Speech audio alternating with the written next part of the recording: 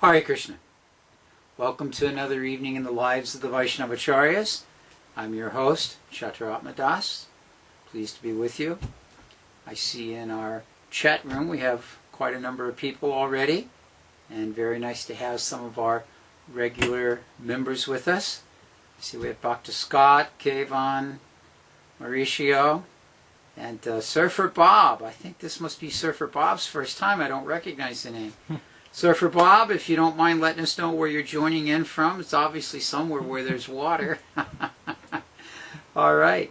It's good to have you all with us. Those of you that are not familiar with the format, we're going to speak about one of Lord Chaitanya's associates. Can't hear so well. Okay, we'll take care of that, Scott. We're going to speak about one of Lord Chaitanya's associates, and then we'll do questions and answers at the end of the hour. We're going to work on that sound, so give us just a second here. Oh, there we go. Yeah. Oh, I should keep talking so we know the sound's going. All right. Okay, we'll just stop broadcasting for a second, and we'll get right back on. I'll tell them. Yeah. So what we're going to do is we had to reset the voice. So we're going to stop broadcasting just for a second. You'll get a blank screen, and then we're going to pick it right back up just to reset the feed. So bear with us just a moment. Haribo.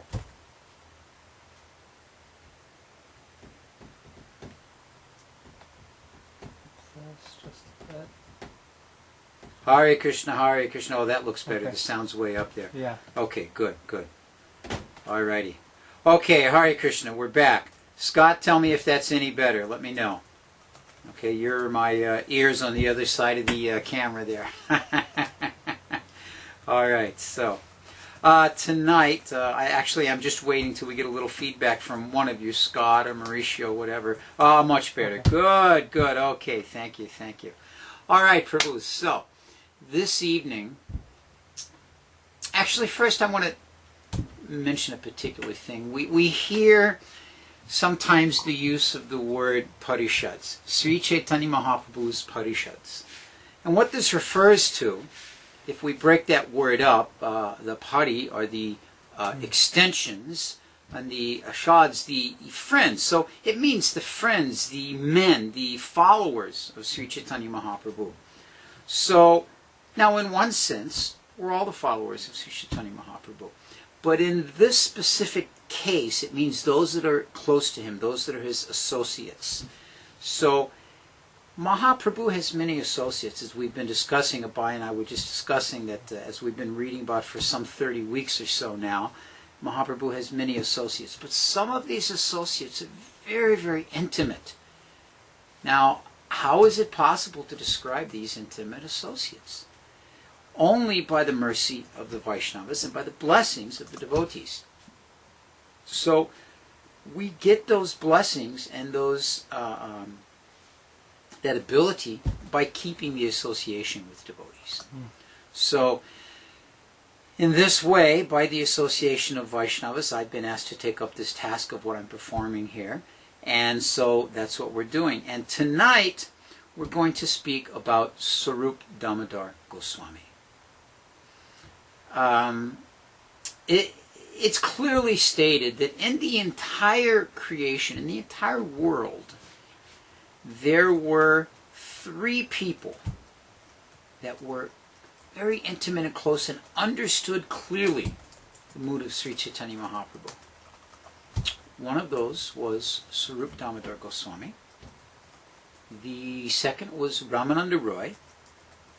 And the third was Sikhi Mahiti. These 3 personalities were the 3 most intimate associates of the Lord. They are considered by Krishnadas Kaviraj Goswami to be the most important of the Lord's associates. And that in that group, one of them, namely Svarupa Damodara Goswami, as well as Paramananda Puri, were considered the 2 devotees that clearly understood the mind and the mood of Sri Chaitanya Mahaprabhu, that clearly understood what his internal feelings were. So Krishnadas Kaviraj explains that he has given the understanding of what Mahaprabhu's mission is, what his purpose, his external reason for manifesting, but that there's another internal reason that he explains. And this internal reason deals with the Lord's wanting to be able to taste the different types of rasas. We know that Krishna is the foremost enjoyer of the different rasas and the different relationships with the devotees. And the purpose in Mahaprabhu coming, Mahaprabhu came with the specific external manifestation, if you will, of the mood and the appearance of Srimati Radharani. That desire of wanting to always understand Krishna and love Krishna and be with Krishna, and the bodily color of Srimati Radharani as well.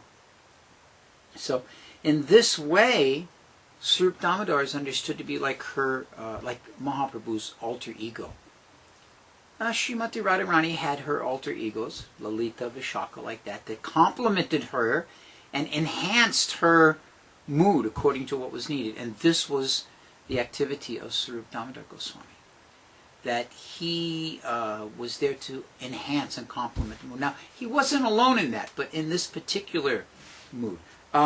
We find that it's described by Kavi Karnapur, who we've spoken about many times. That Kavi Karnapur mentions in his Gaura Gonadesha Dipika that Vishaka has become Svarupa Damodara for the purpose of enhancing the pastimes of Srimati Radhika. Now, when Mahaprabhu spent his final 12 years living in Jagannath Puri, during that time, this is when these three most intimate associates were there. Particularly so, Ramananda Roy and Svarupa Damodar. Ramananda Roy was expert. He was the, how shall we say, like the manifestation of the external manifestation of one mood of the Lord, and Svarupa Damodar was the external manifestation of another mood. So they both were very complementary. Ramananda Roy would recite different types of verses from Chandidas, from Vidyapati, from the Gita Govinda, Jayadev Goswami's Gita Govinda. So these would be different expertise of Ramananda Roy in reciting. We've spoken about it. Svarupa Damodar's expertise was knowing the right kind of kirtan, the right type of bhajan, the right type of devotional songs to sing that would enhance those moods as well. It also mentions further that, I mentioned Paramananda Puri, there's a little description of the four main rasas that Mahaprabhu was tasting, that his intention to heighten, if you will, four primary specific rasas that he was interested in. One of these was the Vatsalya rasa, the parental. And this was exemplified in his relationship with Paramananda Puri. That Paramananda Puri was the embodiment of this parental rasa. Now this is all during his pastimes in Jagannath Puri, as he is beginning the latter part of his Leela. And Ramananda Roy was the manifestation of pure friendship. And then there was Govinda Das. Of course, we know Govinda Das was the Lord's personal servant in his final years and throughout much of his time there in Jagannath Puri. And Govinda Das manifested this understanding of the dasya, the relationship of servitude. Then there were three personalities it mentions, and that is Gadadhar, Jagadananda, and Svarupa Damodar. And these three personalities, they were the manifestation of the Madhurya Ras, this highest relationship of Radha and Krishna, of understanding this separation and understanding this hankering for the Lord and this desire to constantly be with Him like that. So these were the personalities that were very intimately involved in these different rasas or relationships with the Lord. Now, how do we know these pastimes that took place? We know that Murari Gupta was a very close friend, we've discussed previously, was a very close friend of Jagannath Mishra. And that he was there through all of the Navadvipa Leela when Mahaprabhu was younger. And when Mahaprabhu was born, and when he was younger, and when he was in his middle pastimes through all the Navadvip and Mayapur like that, these activities are recorded by Murari Gupta, and he turned these over to Krishnadas Kaviraj Goswami and others. Predominantly, this was what was used, and we find our Gora Leelas, the Chaitanya Bhagavat, Chaitanya Mangala, and the Chaitanya Charitamrita are based on these types of sources. Chaitanya Charitamrita, specifically in this regards, but the later half of the Lord's pastimes in Puri, these were all recorded by Svarupa Damodar. Now, Svarupa Damodar recorded these, and we'll get a little later how it happened that he and Raghunath Das, but he instructed all these to Raghunath Das. He recorded them but didn't write them. He mentally recorded them, and then he gave them to Raghunath Das Goswami to write down. He forced Raghunath Das Goswami. Of course, I'm sure Raghunath Das Goswami was a very eager participant in the process. And so he wrote them down. Then Raghunath Das Goswami turned these over to Krishnadas Kaviraj. And Krishnadas Kaviraj Goswami compiled them in the Chaitanya Charitamrita for the purpose of sharing them with all the devotees at large. So Mahaprabhu's pastimes in Puri, recorded by Svarupa Damodar, instructed to Raghunath Das Goswami, given to Krishnadas Kaviraj Goswami, and disseminated to the devotees at large. So this is the 5 steps in that process of how we understand these pastimes. And it describes that these pastimes of the Lord that Svarupa Damodar had were like valuable jewels he kept in a storehouse. And he made them into a necklace and put them around the neck of Raghunath Das Goswami. And then Raghunath Das Goswami shared that necklace with Krishnadas Kaviraj. So very, very poetic like that. But in this way we see that they had a very systematic method in which these pastimes were recorded, and in this way distributed and given to everyone. Now, we mentioned a little bit about Svarupa Damodar's kirtan ability. He knew exactly how to make Mahaprabhu very, very happy, or how to enhance the mood of separation, depending on what the case was. As we mentioned, Ramananda Roy in the same way. Ramananda Roy knew exactly what verses to speak, and Svarupa Damodar knew exactly what kirtan, what bhajan, what song to sing that would complement the mood that the Lord had. It mentions that these songs, as I mentioned earlier, of Chandidas and Vidyapati and Jaidev Goswami, not only were they spoken in verse, but they could also be sung. So they could be spoken in verse format or sung either way according to the need. And it describes that Svarupa Damodar was like a Gandharva in his musical abilities. Sometimes we say, oh, did you hear the kirtan today? So-and-so has a voice like a Gandharva. Now, of course, if we really heard a Gandharva's voice and then went back and heard that kirtan, we might not think it was just like a Gandharva. But for the sake of our appreciation, we have superlatives like that. But the fact of the matter is that Svarupa Damodar did have the abilities of a Gandharva when it came to his musical skills. And it mentions that his knowledge of scripture was equal to that of Brihaspati. Of course, we know Brihaspati is very, very famous. Prabhupada said one time there was one of his disciples, very long story and not such a complimentary story, but at any rate very humorous. He mentioned one time, yes, that disciple so-and-so was blessed by Brihaspati. So someone that has great knowledge and learning, sometimes they're described like that. So Krishnadas Kaviraj Goswami gives a very nice description in the Chaitanya Charitamrita that Mahaprabhu was appreciating the activities of Svarupa and Ramananda. And it mentions that Mahaprabhu reached up and put his hands on both their shoulders, embracing them. So you can imagine the picture in your mind's eye. Mahaprabhu is standing there, and in front of him is Svarupa and Ramananda Roy, very humbly either reciting or singing or just having satisfied the Lord. And the Lord reaches up and puts his hands on both their shoulders, embracing them. And he says, tell me, my dear Prabhus, what should I do? Where should I go in order to find Krishna? You can tell me the best thing that I should do. You are my best associates. So in this way, he would tell his tale of woe and his feeling of separation and his mood of anxiety to Ramananda and Svarupa, and then they would complement it, according to what was necessary. And so in this way, they were intimately connected and inseparable from the later pastimes of Mahaprabhu and Jagannath Puri. Now, one may think, well, Krishnadas Kaviraj received this from Sanatana Goswami, therefore he's, from Svarupa Damodara. Therefore he's speaking very highly of Svarupa Damodara. After all, it was his friend and he gave him, the information came that way, so he's just giving some extra praise there. One may think like that. Prabhupada, those of you that are familiar with the Bhagavad Gita, Prabhupada mentions like that when Arjuna is glorifying Krishna.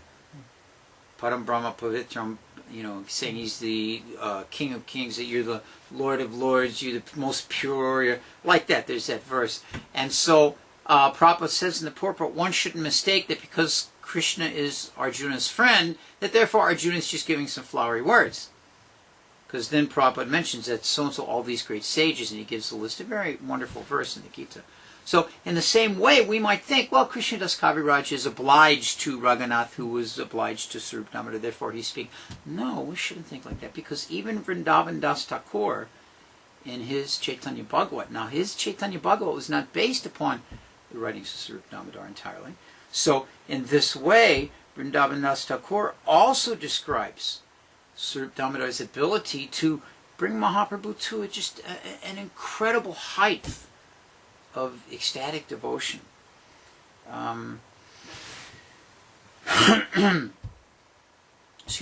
Mentions that when Mahaprabhu was there in Puri, he would go to the Tota Gopinath temple and he would hear the speaking of the Bhagavat of Gadadhar. We know Gadadhar was very expert for speaking the Srimad Bhagavatam. And he would speak the Bhagavatam, and Mahaprabhu would become completely filled with ecstasy. Now, just across from the Tota Gopinath temple, if you go there now, these huge sand dunes, which Mahaprabhu would sometimes lose himself on in ecstasy, mistaking them to be Govardhan Hill. They're a bit high. I've been on top of them. They're not off limits. They're not like Govardhan Hill that you can't climb on them. Mahaprabhu would go there after hearing the speaking of Gadadhar Pandit's Bhagavat, like that. Now, one very interesting point. Gadadhar Pandit primarily, not exclusively, but primarily spoke from the part of the Srimad Bhagavatam that deals with the pastimes of Dhruva Maharaj and Prahlad Maharaj. Now here in Alachua, we just recently finished the 7th canto. Some very, very amazing instructions in the activities there. And elsewhere, I've been listening online to some lectures of Indradrumna Maharaj, who's in Australia, and they're in the 4th canto, which is the pastimes of Dhruva Maharaj. And if you listen to these two pastimes, the instructions given are very, very wonderful, very exacting, and very, very helpful for the devotee trying to advance in devotional service. So this was the section Gadadhar would mostly speak from. And Mahaprabhu would be overcome by that, and the complement to that, as I mentioned, would be the kirtans of Svarupa Damodar. So in this way, these three devotees had an amazing ability to help with that mood that Mahaprabhu was always anxious and eager to develop. So, what do we know about the early life of Svarupa Damodar? Excuse me.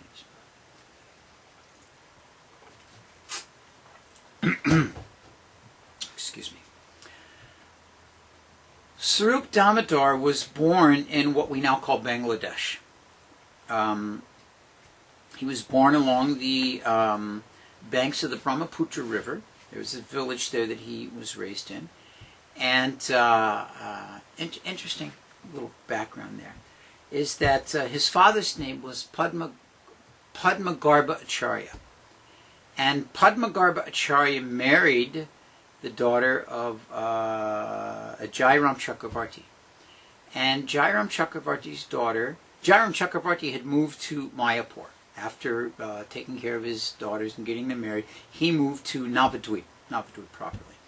And so Padmagarbha Acharya and his wife also moved to Navadvip to be with the family. And shortly thereafter, the son was born. The son's name was Purushottamacharya. Actually, Purushottam Bhattacharya, to be exact. But he was called by both. Purushottam Acharya, Purushottam Bhattacharya, called, of course, Purushottam. And I'm sure some of his buddies had shorter names than that for him. You know how we do that with each other as friends.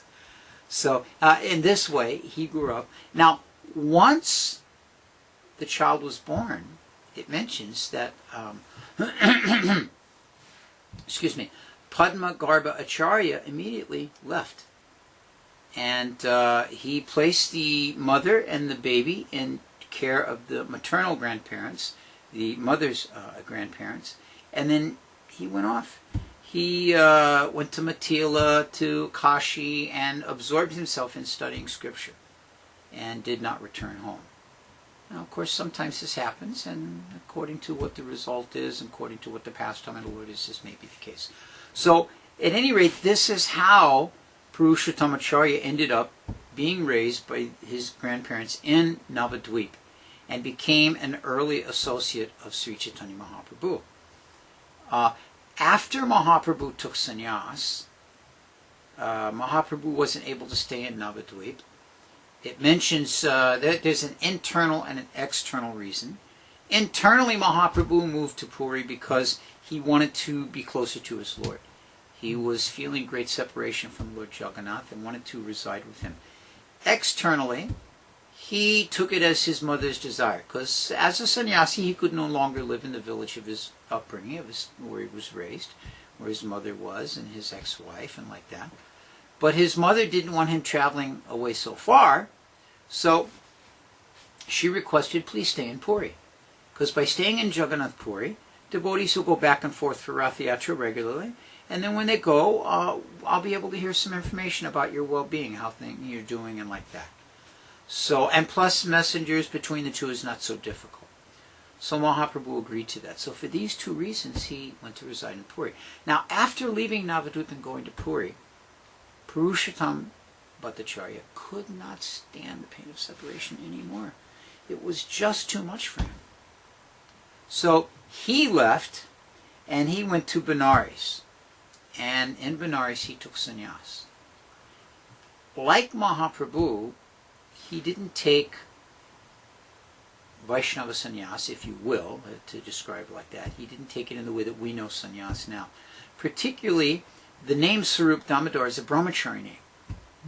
There's a long description given of different names according to brahmachari and a sannyasi, and what ashram you come from, and what particular ashram you're living in, and what the last name, like that. It's the explanation is there in the Chaitanya Charitamrita. But in this particular case, his sannyas guru, Chaitanya Ananda Bharati, gave him the name Svarupa Damodara. Now, he gave up the Sika, he gave up not carrying a danda, and in this way abandoned these things, simply for the sake of taking sannyas. He was feeling greatly the separation from Mahaprabhu. All right, Mahaprabhu's taking sannyas, so I'll take sannyas. So he went to Benares, he met with this Chaitanya Ananda Bhattacharya, took sannyas from him, got the name Svarupa Damodara. And then his enthusiasm for worshipping Sri Krishna began to manifest even more. And so some people consider that this kind of madness was what actually prompted him to take sannyas. But internally, of course, it was his desire to place himself close to Sri Chaitanya Mahaprabhu. So then he took permission in Benares from his sannyas guru, Chaitanya Ananda Bharati, to please let me go to Nilachala, because there I'll be able to associate with Lord Jagannath. And so he gave him that, and the Lord, his guru, but yes, you go, not a problem. You go on and continue like that. So in this way, excuse me.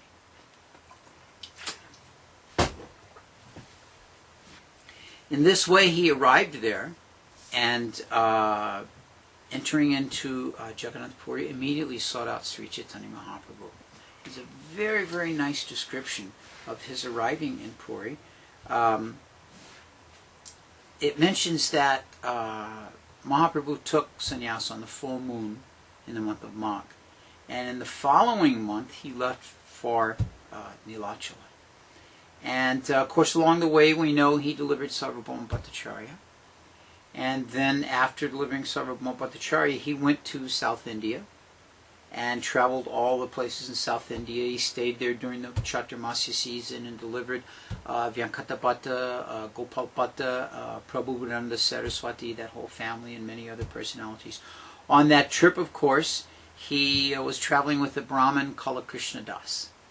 This was a devotee given to him to see to his needs and travel with him like that.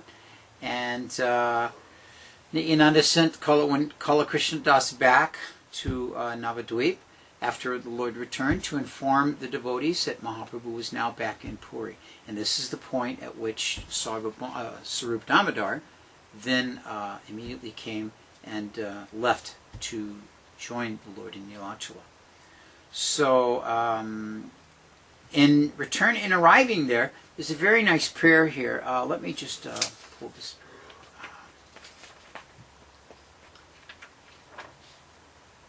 When Svarupa Damodara first arrived in Puri and came before the darshan of the Lord, he offered the following prayer.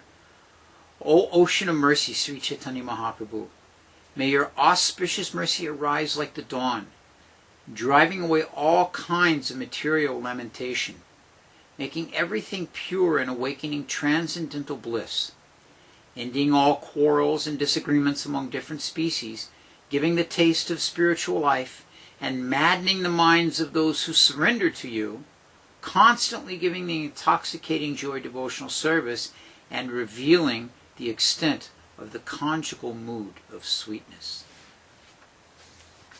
So this is the prayer from Svarupa Damodara. Now, when he, it's actually amazing, when he first came before the Lord, Sri Chaitanya Mahaprabhu embraced him. Now, we've read different devotees that Mahaprabhu gave his embrace to. And if we just stop for a moment and think about that, what an amazing embrace that is. It's quite common that we give a hug to each other. We say, oh, Jai Har Prabhupada, we'll give a big hug. Sometimes we see someone we haven't seen in a bit. I just met one devotee today that's been away from the community here in Alachua for a couple of months. I was so happy to see him, gave him a big hug. When I go to Vrindavan, you see a devotee you haven't seen in, maybe a year or more. Oh, Prabhu! Oh, very heartfelt feeling. This is a symbol of exchanging affection between devotees.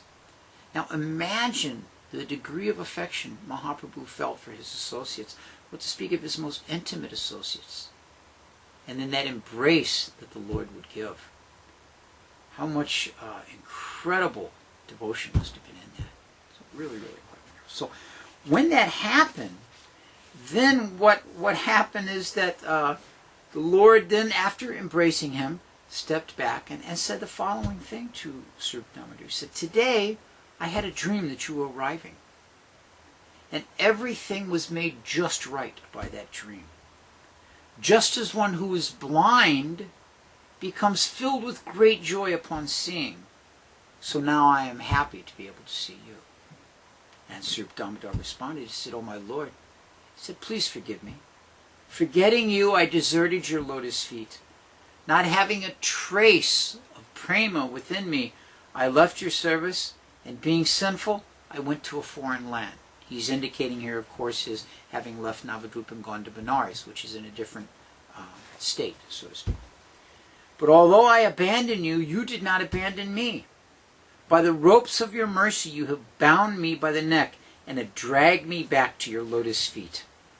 So Svarupa Damodara offered these words of humility to the Lord, and the Lord again embraced Svarupa Damodara, saying to him, Sri Krishna is very kind. By his mercy, once again, we have been brought together. Very, very wonderful exchange here between these two incredibly fortunate devotees. So, in this way, Svarupa Damodara is there. Ramananda Roy comes a bit later with Prataparudra Maharaj, and there's the whole opportunity for the different rasas and relationships to begin to develop in the pastimes there in Jagannath Puri. Now, of course, these devotees, they were real personalities. They were real individuals, and they had lives of their own. And thus they had certain people they were very friendly with. Svarupa Damodar, one of his closest friends, outside of that immediate circle there, Mahaprabhu, one of his closest friends was Pundarik Vidyanidhi. And we've spoken about Pundarik Vidyanidhi before. Actually, excuse me, we see many of the pastimes of Pundarik Vidyanidhi are intertwined with the pastimes of many other devotees. Devananda Pandit, Vakreshwar Pandit, Gadadhar, and here's Svarupa Damodar. It mentions that there's the one pastime you'll remember from Chaitanya Charitamrita, the water sport pastimes. That when the devotees would go to Indradumna Sarovara, this big, huge lake, beautiful, beautiful lake with wonderful steps around it, and a walkway that goes out to a large platform in the middle where they would put the boats and then put the deities on those boats and take them out. All of that's still there if you go to Puri. Excuse me. This was during the pastimes of Chandan Yatra. So the devotees would then get into the water and have water sports and play. This is still, you see the devotees when they go to Mayapur, they get into the Ganga and they play very enthusiastically. Mahaprabhu encouraged this. And of course we have the famous pastimes of Nityananda and Advaita Acharya splashing like that. So in the same way, Svarupa Damodar and Pundarik Vidyanidhi were two people during this water sport pastime in Indradumna Sarovara that were splashing each other very enthusiastically, very joyously as two wonderful friends. Now, in Jagannath Puri, there's a festival. We just passed it a short time ago. It's called the Odana Shasti. And this is a time at which what happens is it becomes a bit cold. It's the winter season. And so the pujaris, they dress the Lord in this type of starched cloth. Now, it's not starched in the way that we know starch here in the West. A little spray can of, what's it called, Niagara Falls spray starch, but it's a tapioca base. It's a food-based type of starch, and it makes the cloth quite stiff. So this type of cloth is offered to the Lord by the pujaris at a certain time of year. And Pundarik Vidyanidhi didn't care for the behavior of this. Pundarik Vidyanidhi was very well versed in different activities of puja. And he questioned, he said, how is it the pujaris? He said, everyone knows that this tapioca starched cloth is considered not clean. That's why before, just like when you go to Vrindavan or Mayapur and you buy a dhoti, you open it up and it stands up straight on its own. You can stand it on the floor and it stands because it's got this heavy starch in it. So, of course, nowadays there's some chemical. But at any rate, so in this way, the cloth is washed several times, and then you can wear it, and it's a nice, comfortable dhoti like that. You can sit very nicely. So, Pundarik Vidyanidhi was criticizing. He said, this, how is this unclean starch being given to the Lord? And Svarupa Damodar laughed. He said, the Lord Jagannath, the Supreme Personality of God, he's completely independent. He said, what is it to him, clean cloth or unclean cloth? Everything is his creation, therefore he accepts it. Pundarik Vidyanidhi said, yes, I know that. Svarupa Damodar continued, he said, and besides that, he said, the fact of the matter is that Lord Jagannath is not beholding to the smarta rules and regulations of puja. Pundarik Vidyanidhi said, yes, I accept that Lord Jagannath is completely independent. There's no question of that. Lord Jagannath doesn't have to follow any. But does this mean that the pujaris are free from following rules and regulations? They are not independent of Scripture. They are not independent of regulations for puja. So how is it they are, they are not the supreme Daru Brahman, that they can do anything and dress the Lord in unwashed cloth? So, if you even touch that cloth, you're supposed to clean your hands. So yet they're taking it and putting it on the Lord. How is this? So anyway, they were debating like this, and Svarupa Damodar wasn't taking it very seriously.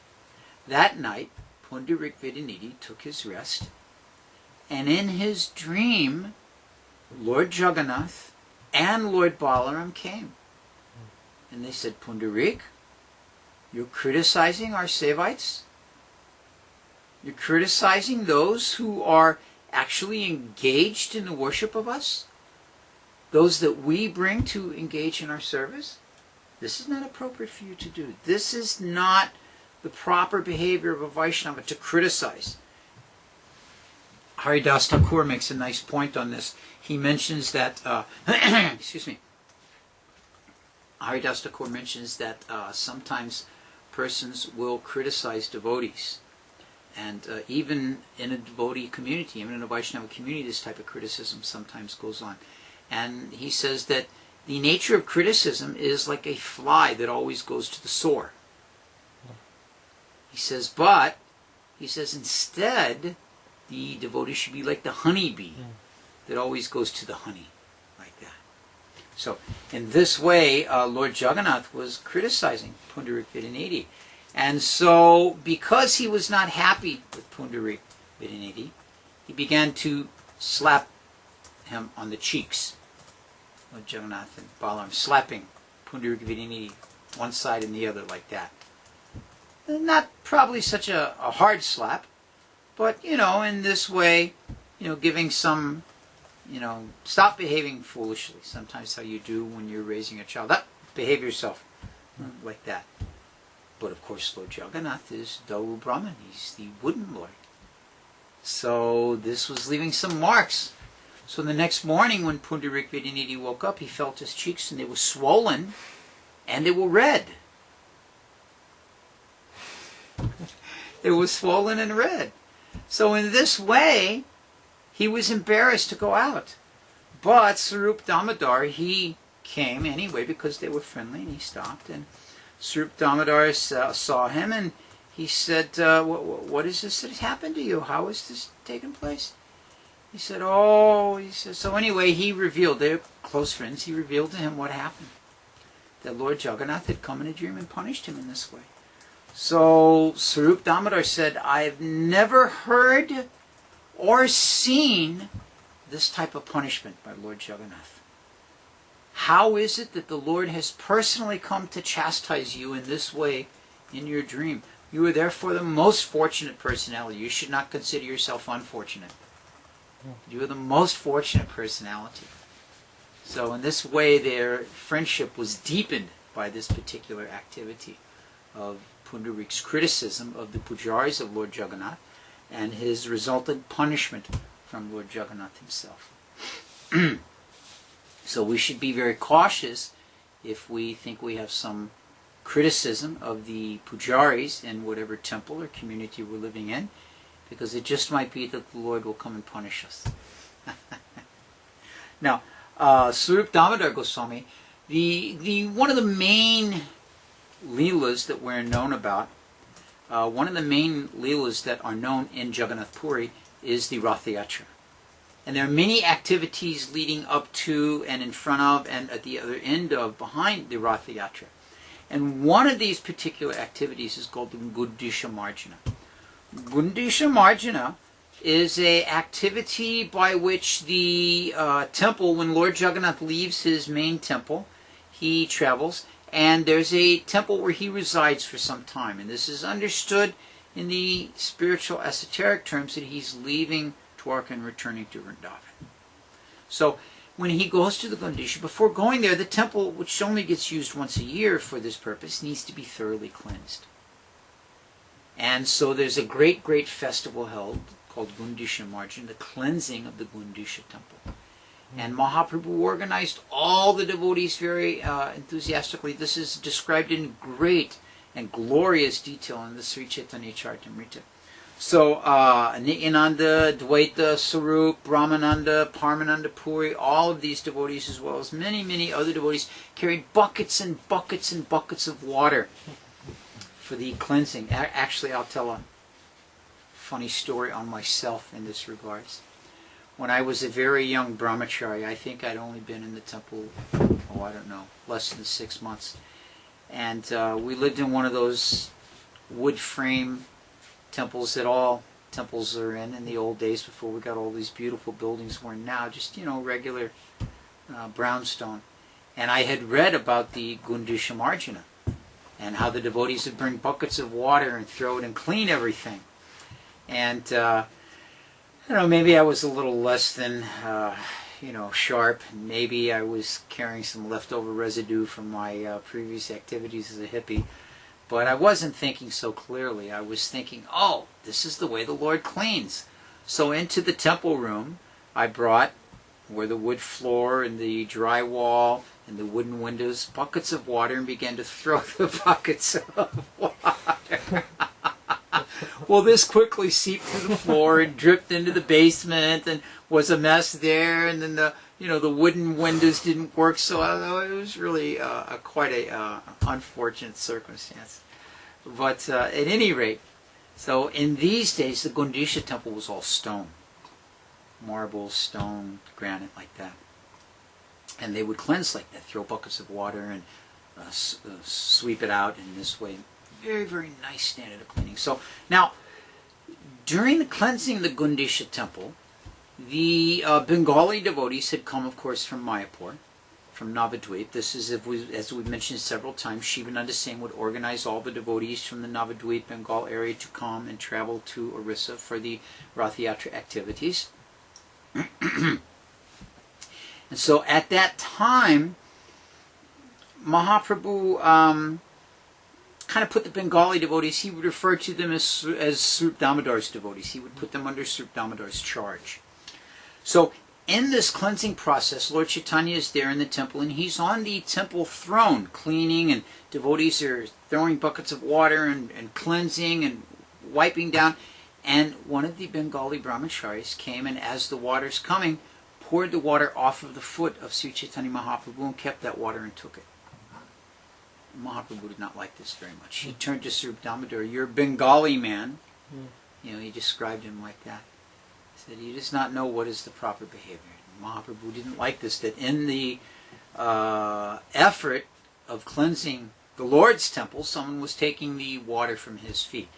Internally, the Lord was very satisfied by the behavior of this devotee. But externally, he wanted to show that this is not the proper behavior. So, in this way, he did not appreciate that. So this was one of the Gundisha pastimes where Svarupa Damodar is particularly mentioned in this way. Excuse me. And then, of course, there's the Rath Yatra festival itself. I don't know how many of you in our listening audience and how many of those in our chat room here, whether it be Rasa Rasika or Madhurya Leelananda or Bhaktin Carol or Surfer Bob, or any of you that have had the opportunity to go to Jagannath Puri for the Rath Yatra. I myself have not had the opportunity either. But I know many devotees that have, and it's an amazing experience. You can imagine how much more amazing it would be during the time of Sri Chaitanya Mahaprabhu, when Mahaprabhu himself was there, and all of his associates were broken up, 7 kirtan groups. Nityananda leading this one, Haridas dancing here, Vakreshwar dancing there, this one dancing there, this one playing drums there, that one playing kartals there. And Mahaprabhu, amazingly, in every kirtan group. And each kirtan group thought, "Oh, we're so fortunate, Mahaprabhu's in our kirtan group." So this was going on like that. And one of these kirtan groups, Svarupa Damodar, was the singer. As we mentioned, he was expert in kirtan. So when you've got a great program, you pick your best kirtan leaders. So Svarupa Damodar was leading one of these kirtan groups. And in this particular group, Advaitacharya was the dancer. So Svarupa Damodar is leading the kirtan, Advaitacharya is dancing, and of course Mahaprabhu is there dancing, and everyone thinks that he's only in their group, so he's dancing in this group. So in this way, all the different kirtan parties were going on, and Svarupa Damodar was singing in this way. The devotees from Shantipur had one kirtan group, the devotees from Shrikanda had another kirtan group, the devotees from Kaliagram had another kirtan group. Each had their particular mood, and very, very ecstatic like that. So Mahaprabhu would dance in such an ecstatic way that no one could keep up with him. It mentioned he was like a firebrand. All of his pastimes and all of his ecstasy were manifested completely during these Rath Yatras. And the different kirtan singers, in this case we're mentioning Svarupa Damodar, the different kirtan singers would know how by their kirtan to enhance the Lord's mood. So if the Lord was dancing in a particular style, then they would follow that. If the Lord was dancing very ecstatically, they would follow. And they would be able to increase these different moods that way. So Excuse me. This was the pastimes that went on during the Rath Yatra Leela of Mahaprabhu. When Mahaprabhu was staying there in Jagannath Puri, as I mentioned, there were these three devotees that understood his mood, and he was quite particular that others did not really get that opportunity to understand the inner meaning of his activities. As we know from his pastimes in Navadvip, he didn't allow people to call him the Supreme Personality of Godhead. He didn't want to be addressed in that way. And so he was quite confidential about these higher rasas of his activities in his Leela. Mentions that the Lord had a particular verse that he would recite over and over and over again, and that Svarupa Damodar was the only one that could understand this verse. And Svarupa Damodar did not share this with anyone. Now, Mahaprabhu at one time was visiting the residence of Rupa Goswami. And Rupa Goswami lived, as you may remember, just outside of Jagannath Puri, just outside of Orissa, had a thatched hut out there.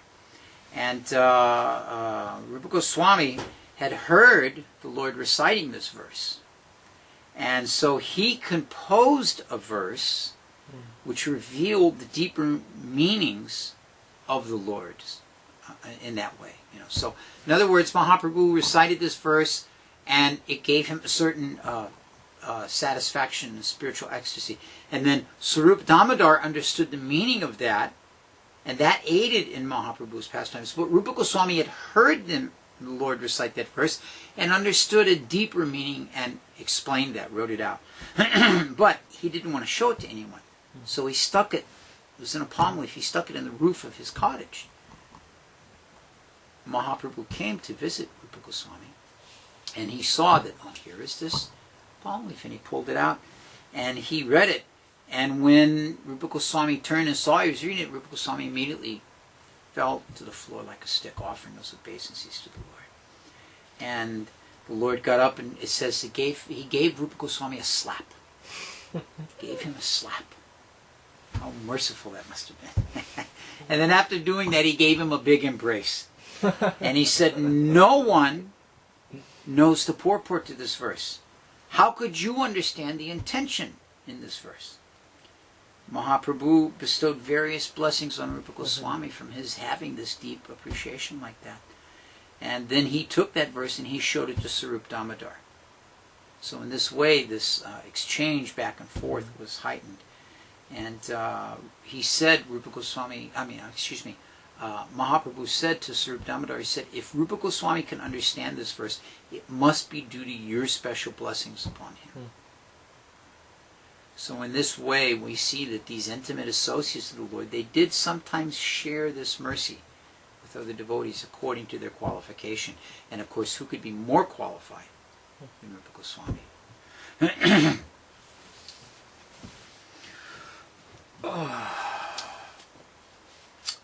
We want to, we're closing up on the top of the hour here. I want to speak about one other friend of Svarupa Damodar's. His name was Bhagavanacharya. Bhagavanacharya was an interesting guy. He was lame.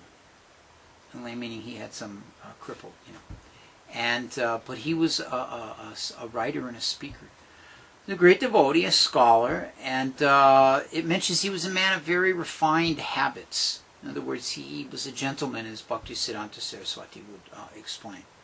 And so he came to Jagannath Puri to be with Sri Chaitanya Mahaprabhu and his associates at that time.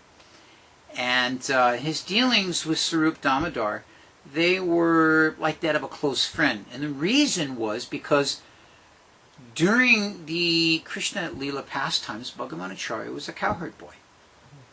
It doesn't particularly mention which cowherd boy, but he was a cowherd boy, and he was a close associate of Svarupa Damodar, who was Vishaka, in enhancing the activities of the Lord's pastimes. So interesting relationship there. So he was completely surrendered to the Lord, and occasionally he would get invited to wherever the Lord was having his meals to take prasadam at that time. So he was known as being very, very generous and unpretentious in his nature, Bhagavanacharya. But the problem was that his father was not necessarily like that. His father's name was Satananda Khan, and he had a brother whose name was Gopal Bhattacharya. Satananda Khan was a complete materialistically minded person, and Gopal Bhattacharya was a complete Mayavadi. So we see sometimes the devotee of the Lord will come from a family that does not necessarily share the same characteristics. We saw that in the life of Bhaktivinoda Thakur. Bhaktivinoda Thakur, on his mother's side, they were not so much devotees. Excuse me. Yeah. So, Gopal Bhattacharya, he came to Jagannath Puri, and in a very simple and straightforward way, he asked Bhagavanacharya and Svarupa Damodara to arrange to have him speak to the Lord about the Vedanta Bhasya, Shankaracharya's Vedanta Bhasya. So Bhagavanacharya asked Svarupa Damodara, he said, my brother would like to, speak like this. He's come, and I request you please hear from him. Because one thing that Svarupa Damodara would do was he would hear different pastimes, different writings, different presentations that were being made for Sri Chaitanya Mahaprabhu, and decide if they were going to get past him, so to speak. So Svarupa Damodara was actually a bit angry at this. Had this upstart young boy come and speak this Veda.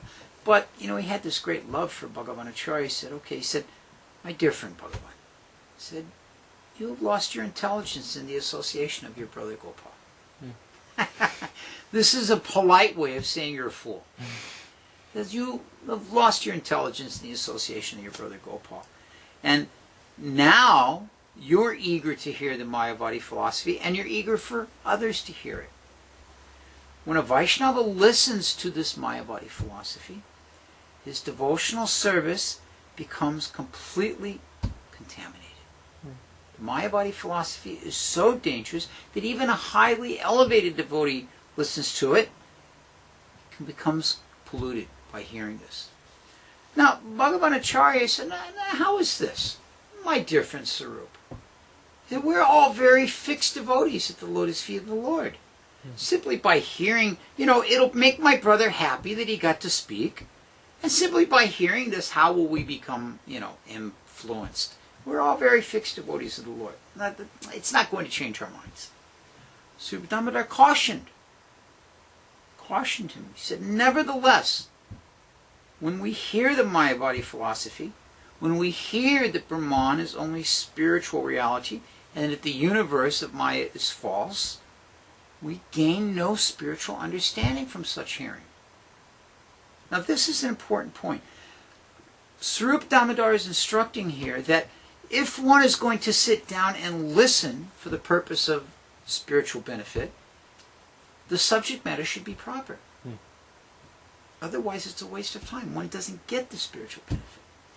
It says when a devotee hears the Mayavadi philosophy, that the living entity is only imaginary, and that the Supreme Personality of Godhead is a manifestation of ignorance, it breaks his heart and his spiritual life. Now this is mentioned, this warning is given in the Chaitanya Charitamrita.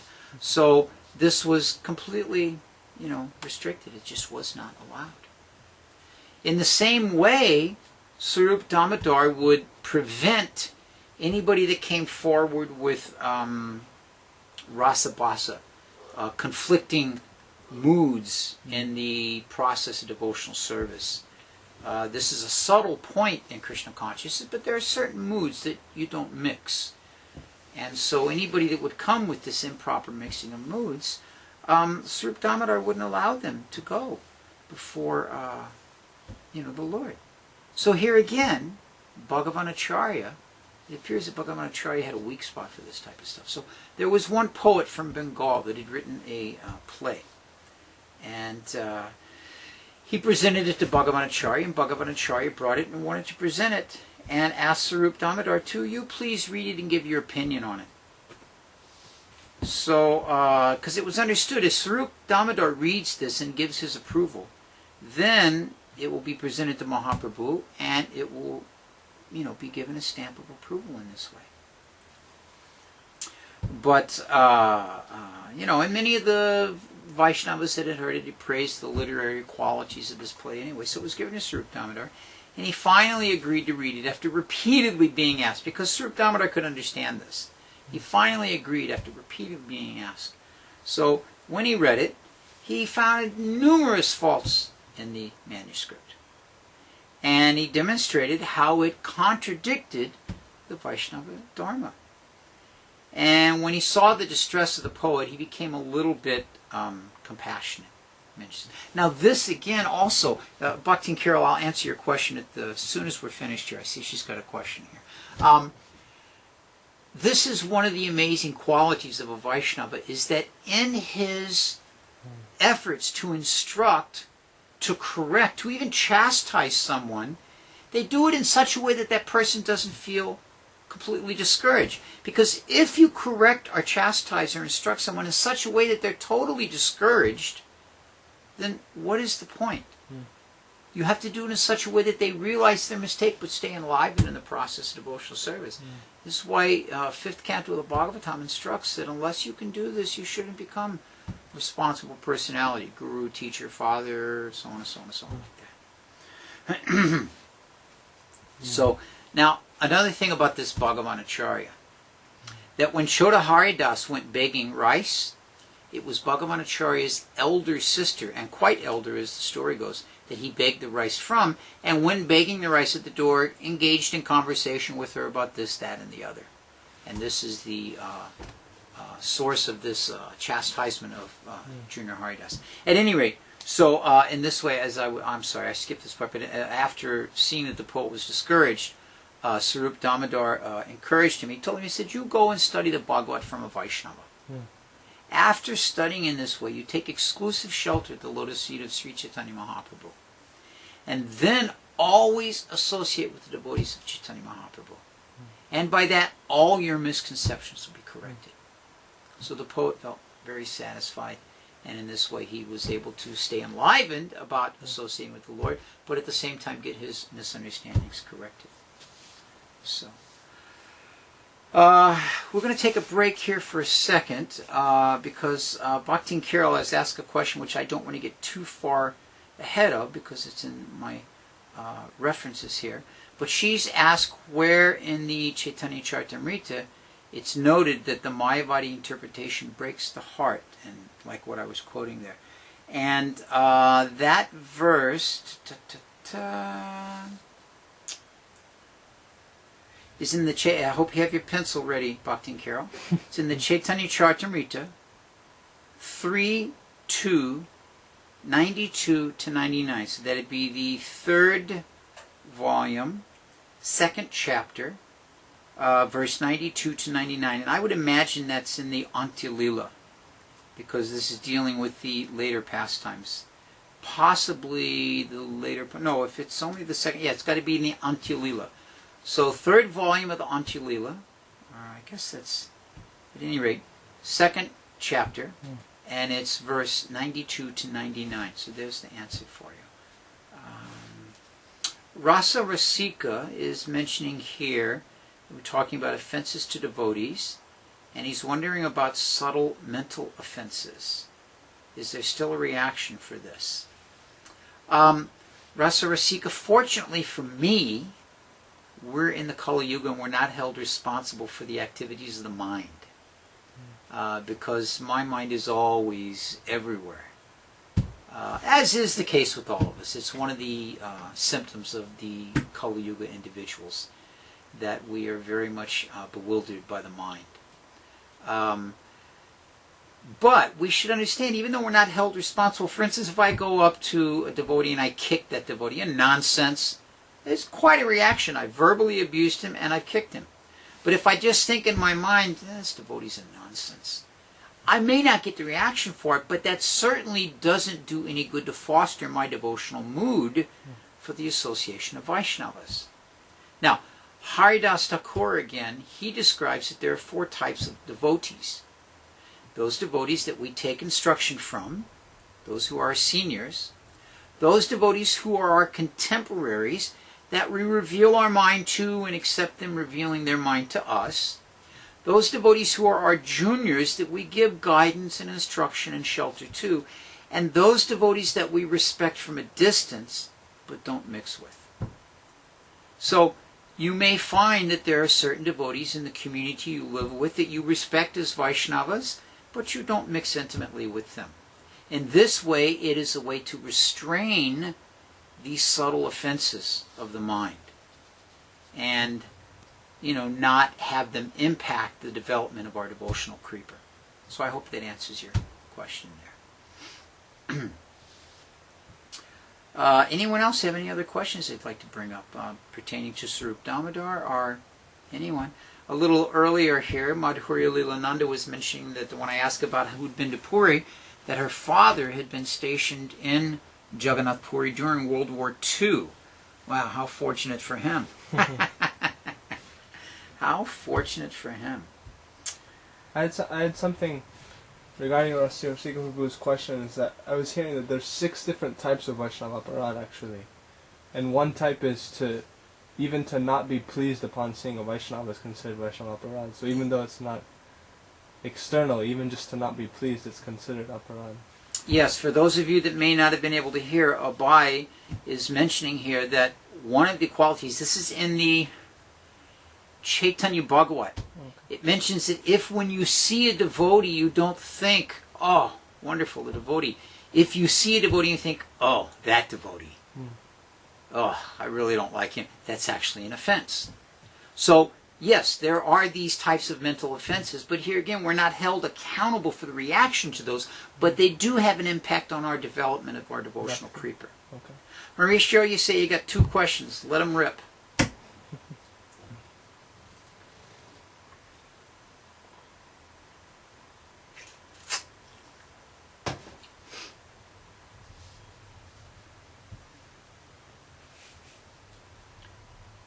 Looks like they're going to be a while coming over here. Here we go. Why did Chaitanya Mahaprabhu and Svarupa Damodar take sannyas not from Vaishnavas? The explanation given in that is not in the forefront of my mind at the moment. As I read that question, I thought, I know the answer to this, but I can't think of it. Abai, does anything come to mind with you? What you explained about Svarupa Damodar was nice. Right. Well, Svarupa Damodar, he was feeling some separation from the Lord and went to Varanasi, Benares, and just took sannyas there in just a, kind of a mood of separation without a lot of thought behind it in that way. It was part of his Leela, and when he returned to Puri, or when he went to Puri and returned himself to the service of Mahaprabhu, as I read his prayer, he begged the Lord to forgive him that he had, forgotten the Lord and engaged in this activity of leaving him like that. I'm going to research that, Mauricio, and have it for you next week. I'm going to jot that down. You got a pen? And make note of that and get that for you. Actually, Mauricio, if you want to send a question to Krishna.com, they'll get your email. They can forward that to me, and then I can give you that answer. Your second question, how did Svarupa Damodar's guru let him go to a Vaishnava town? Well, it mentions, I didn't get into that detail particularly, but it mentions that he requested his spiritual master to please, and we're talking, of course, Chaitanyananda Bharati, his sannyas guru, to please let him go to Puri because he wanted to associate with the devotees there. And the guru had no opposition to that. It wasn't that he necessarily was opposed to Vaishnavas. He himself may not have been in that particular mood, but he had no opposition to it. So there was no obstacle. He gave no particular restraint in Svarupa Damodar's leaving there and going. Matter of fact, he gave him his blessings. He said, yes, you can go like that. So that's the answer I have for you there. I'd like to turn now to the latter part of Mahaprabhu's life, Sri Chaitanya Mahaprabhu, to the very end, as we might say, Sri Chaitanya Mahaprabhu's intense austerities. And during this time, he was living very, very, very simply, very, very austerely, very deep penance and vratas. And he would sleep just on the stone floor, just throw a cloth down and just sleep on top of that cloth. And Jagadananda, of course, at that time his servant was Govinda Das and Svarupa Damodara. They were the two that were with him. And Jagadananda would always try to see to his comfort. And so he brought, actually Mahaprabhu was sleeping, it mentions, on plantain bark. Plantain bark would be laid down, and then they would throw just like a chudder over that, like, not a heavy wool chudder, but just some piece of cloth, some cutty cloth, and then he would lay on top of that. So the nature of Jagadananda Pandit was that he always wanted to see to the Lord's pleasure, because in Krishna Lila he was Satyabhama, one of Lord Krishna's wives in Dwarka. So he arranged for this nice mattress and pillow for the Lord that were stuffed with cotton. And nice, very comfortable like that. So it was brought before, Svarupa Damodar brought it before Mahaprabhu and mentioned that this has been brought and given to you, that you should use it. And Mahaprabhu became very angry. He said, "Who has given me this bed? Who has brought this bed?" And he heard from Govinda that Jagadananda Pandit had brought it, and immediately restrained his anger, because he knew there had been many pastimes which, with Jagadananda, where if Jagadananda became very upset or angry, then that was it. He would fast, or he would. One time he had a huge bottle of sandalwood oil, very expensive, he had brought for the Lord, and Jagadananda broke it when the Lord refused it, and sometimes he would go off and not eat, and all these different. So Mahaprabhu was a little, Jagadananda, a mattress, a pillow. Why don't you just get me a big bedstead with a nice headboard, and sannyasi is supposed to sleep in the ground. Jagadananda wants me to become a sense enjoyer instead of be a sannyasi. This is shameful for me. No, he would speak like this, but So, of course, Jagadananda became very upset when he heard the Lord didn't accept his mattress.